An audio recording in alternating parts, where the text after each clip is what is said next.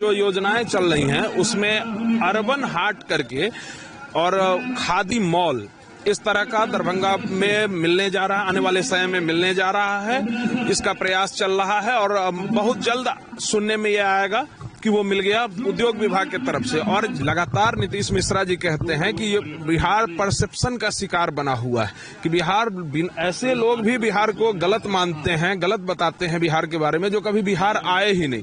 इनको देख करके, इनको जब ये लोगों के बीच में गए हैं तो एक धारणा बदली है, जिसका परिणाम मिला है कि 1,81,000 करोड़ का।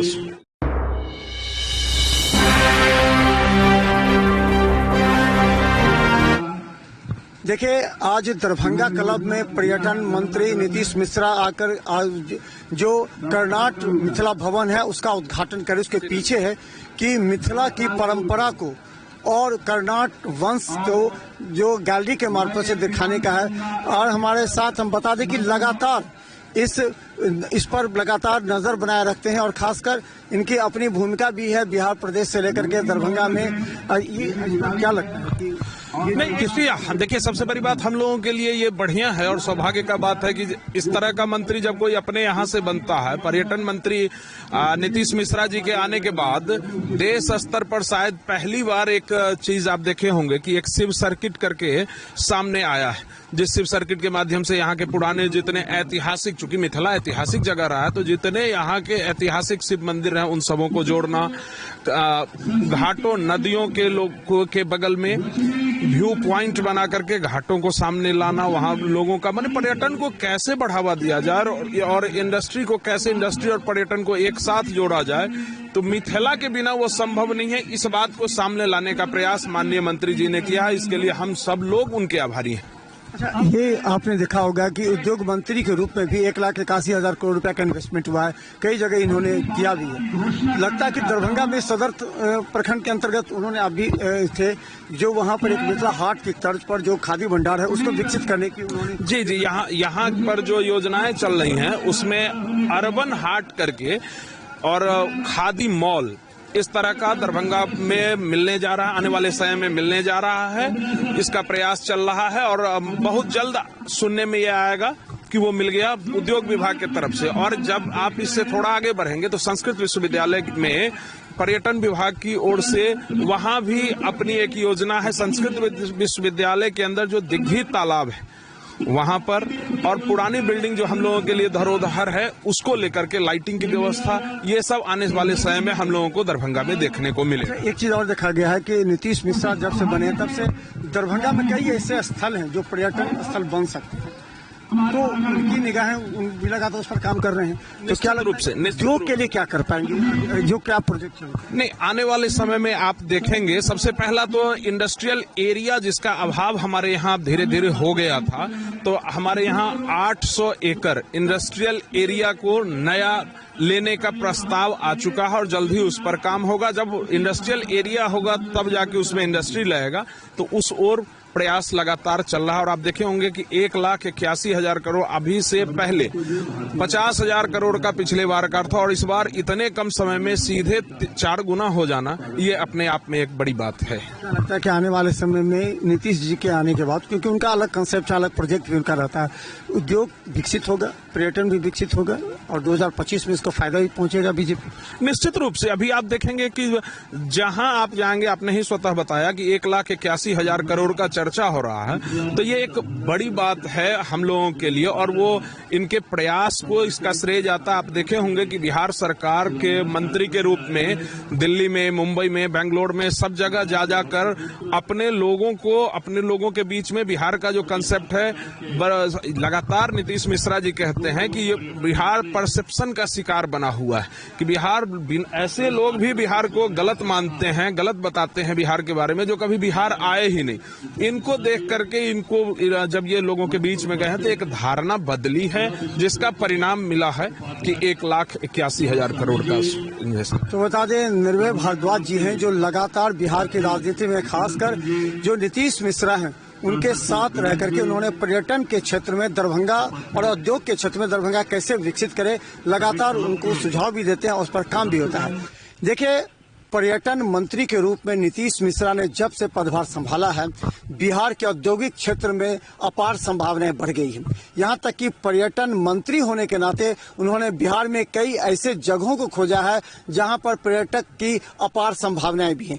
हालांकि उनकी निगाहें सभी जगह रहती हैं। हम बता दें, मिथिला हाट की तर्ज पर कई जगह उन्होंने बनाने की प्रक्रिया भी प्रारंभ कर दी है। तो दरभंगा क्लब में उनकी एक बड़ी देन है, अभी उनका उद्घाटन हुआ है।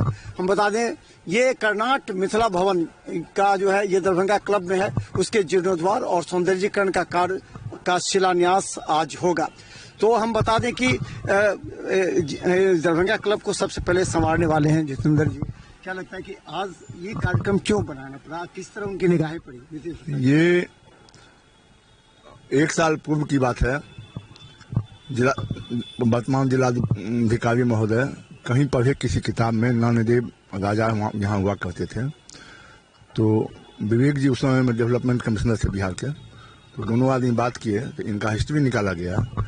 तो ये 1058 में ईस्वी में नेपाल, बिहार, बंगाल, उड़ीसा तीनों पर कर्नाट वंश का ही राज था, जिसके राजा नानदेव थे। और ये तीनों तालाब जो आप देखते हैं वो नानदेव के समय में ही खुला है यहाँ 1998 में। और 1198 में उनकी मृत्यु हो गई, 1150 में उनकी मृत्यु हो गई। उसके बाद उसके वंशज आए नानीदेव, गंगदेव, हरिदेव। गंगदेव के नाम पर गंगा सागर है, हरिदेव के नाम पर हराही पोखर है। इस टाइप से बाद में डिटोरिएशन होता गया, इनकी इतिहास विलुप्त होते गई। दरभंगा से इनका इतिहास समाप्त होता चला गया। इनके वंशज लोग अभी भी हैं यहाँ, 10 गांव है जहाँ इनके वंशज लोग अभी भी हैं। तो हुआ कि नहीं भाई, ये इतने महान व्यक्ति जो दरभंगा को इतना संवारा, वर्ण व्यवस्था आपको हम जो दिए हैं उसमें पढ़िएगा कि वर्ण व्यवस्था जो हुआ सब उन्हीं का देन है यहाँ। और उनके नाम पर दरभंगा में कुछ नहीं था। तो पर्यटन मंत्री महोदय से बात किया गया, जिलाधिकारी भी बात किए, विवेक जी भी बात किए, प्रधान सचिव उस समय अभय सिंह हुआ करते थे। तो नहीं कहे नहीं, ये बहुत अच्छी बात है, वहाँ बनना चाहिए। और मंत्री महोदय ने इसकी स्वीकृति। क्या होगा उसमें, क्या होगा जो ये बन रहा है कर्नाट मिथिला भवन, इसमें क्या होगा? इसमें कर्नाट वंश से महाराजा का एक पुस्तकालय भी रहेगा, जहाँ लोग आएंगे, उनके विषय में पढ़ेंगे, या और दरभंगा का इतिहास जो है सभी पुस्तकालय किताब रहेगा, उसमें सब लोग पढ़ेंगे। यहाँ मैंने सांस्कृतिक सामाजिक कार्यक्रम भी होगा, मल्टीपर्पज टाइप का होगा। ये नहीं लगता कि दरभंगा महाराज के जो देन था दरभंगा में, वो धीरे धीरे लोग भूलते जा रहे हैं, उनको सही तरीके से परोसा नहीं गया, लोगों को बताया नहीं गया। अभी अगर यंग एज को छोड़ते हैं तो बहुत से ऐसे लोग हैं जिनको मालूम ही नहीं कि दरभंगा महाराज का क्या क्या देन है। नहीं, ये कर्नाट वंश जो है, नानदेव जो है, ये दरभंगा महाराज से बहुत पहले की चीज है। 1038 में 1050 में दरभंगा महाराज नहीं आए थे। अच्छा, उससे पहले थे। उससे पहले की बात मैं बता रहा हूँ। उनकी देन ये लोग नहीं जानते होंगे। नहीं, ये कहे तो यहाँ विलुप्त होता गया। उसी को फिर दरभंगा के जनता को दिखाने के लिए कि भाई नानदेव भी यहाँ थे, जिनकी हुकूमत यहाँ थी, उन्होंने क्या क्या किया आपके दरभंगा के लिए, आप जानिए। और मंत्री महोदय ने इसकी स्वीकृति दी और यहाँ आज शिलान्यास कर रहे हैं। इसके लिए मंत्री महोदय को बहुत बहुत धन्यवाद, आभार। क्या लगता है किस तरह की तैयारी है? जी सर, माननीय मंत्री जी के द्वारा ये दिया गया बहुत अच्छा प्रोजेक्ट है। इसमें कर्नाट वंशज के बारे में एग्जीबिशन के रूप में इस बिल्डिंग का जो पेरीफेरी है 130 फीट गुणित 62 फीट का है। इसके अंदर आपको 2 गैलरी है जिसमें कर्नाट वंशज का डिटेल डिस्क्रिप्शन उसमें एग्जीबिशन के रूप में दिखाया जाएगा। और उस गैलरी के अंदर 43 इंटू 80 फीट का एक हॉल है और स्टेज है, male dressing room, female dressing room and toilet है, जिसमें पुस्तकालय का व्यवस्था, रंगमंच कार्यक्रम, ये सब का यहाँ विशेषता दी गई है।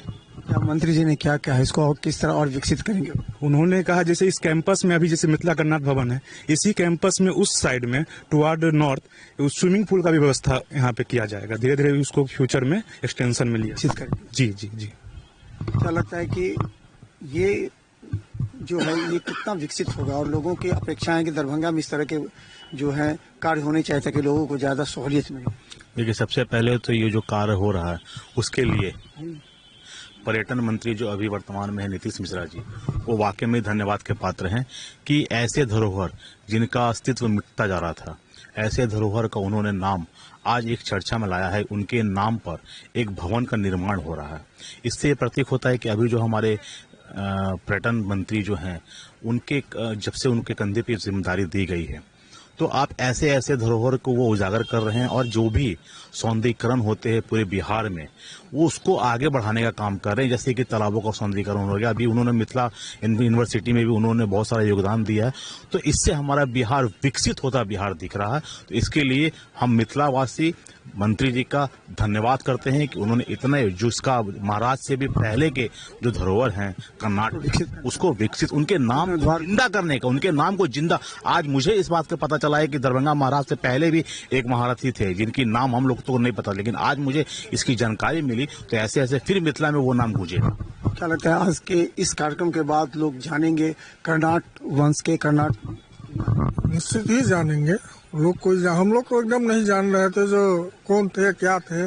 माननीय मंत्री जी के सहयोग से ये हो रहा है, इसके लिए तो माननीय मंत्री जी को निश्चित पूरे मिथिलावासी को धन्यवाद देना चाहिए। क्या लगता है कि खासकर पर्यटन को विकसित मिथिला में अपार संभावना है, चाहे कई ऐसे तालाब हैं या कई ऐसे पुराने जो महाराज के द्वारा भी देखे वो सब जीर्ण शीर्ण अवस्था में है। क्या लगता है कि ऐसे कार्यों से मंत्री जी का ध्यान अंकित करना चाहिए ताकि वो और ज्यादा विकसित हो सके? देखिए, मिथिला का इतिहास लोगों के सामने आना चाहिए बाहर, जो हम लोग उससे वंचित हैं, जिसमें उसका सांस्कृतिक धरोहर है, शैक्षणिक धरोहर है, कला का है, संगीत का है। इस सब में मिथिला एक नंबर पर था। शिक्षा में तो ऐसे भी था। तो उनको फिर से, जैसे कर्नाटक, हम लोग पहली बार जान रहे हैं कि कर्नाटक भी यहाँ के वंशज थे जो 1100 के समथिंग के थे। तो एक बहुत बड़ी बात है कि इसकी जानकारी हम लोग को मिली, इनके कार्य के को हम लोग जानेंगे जितना किया। जैसे अभी महाराज कामेश्वर सिंह का नाम के बारे में जानते हैं या उनके मुखनदान के बारे में जाना जाता है। तो ये भवन एक जैसे गैलरी बनाया गया है, पुस्तकालय बनाया जाएगा, रंगशाला बनाया जाएगा। तो ये भवन मिथिला के लिए एक माने का अद्भुत भवन होगा, जिसमें कला, संस्कृति, संगीत का समागम होगा। यहाँ आर्ट, कल्चर, मतलब फोटोग्राफी, इस सब का समागम होगा। और यह मिथिला के लिए बहुत बड़ा आज काम हो रहा है, जिसका शिलान्यास माननीय मंत्री नीतीश मिश्रा जी कर रहे हैं या अन्य जो भी आ रहे हैं, जो भी इनके में लगे हुए, उन सबको साधुवाद, धन्यवाद दिया जाता है। तो हम बता दें, नीतीश मिश्रा जब से पर्यटन मंत्री बने हैं, वो मिथिला के क्षेत्र पर विशेष ध्यान दे रहे हैं। उन्होंने मिथिला की कई से जीर्ण शीर्ण इमारत, जिसका पौराणिक इतिहास है, उसको, जैसे सदर प्रखंड अंतर्गत एक जो खादी भंडार था, वहां पर उन्होंने मिथिला हाट के तर्ज पर ही एक हाट बनाने की परिकल्पना किया, जिसका सर्वे हो चुका है। कई ऐसे कार्य हैं जो कि नीतीश मिश्रा जी कर रहे हैं। तो दरभंगा क्लब में कर्नाट भवन का उन्होंने शिलान्यास करके जताने का प्रयास किया है कि कर्नाट भी एक ऐसे राजा थे, एक ऐसे वंश था जिसका कई, अगर पंजाब का क्षेत्र हो चाहे पाकिस्तान हो, उस समय 1098 ईस्वी में उनका काफी योगदान रहा, जिसे जनता भूल चुकी है। उसी को जानने के लिए आज जो कर्नाट भवन है, उसमें लाइब्रेरी के सहित रंगमंच कई का शिलान्यास आज मंत्री नीतीश मिश्रा करेंगे।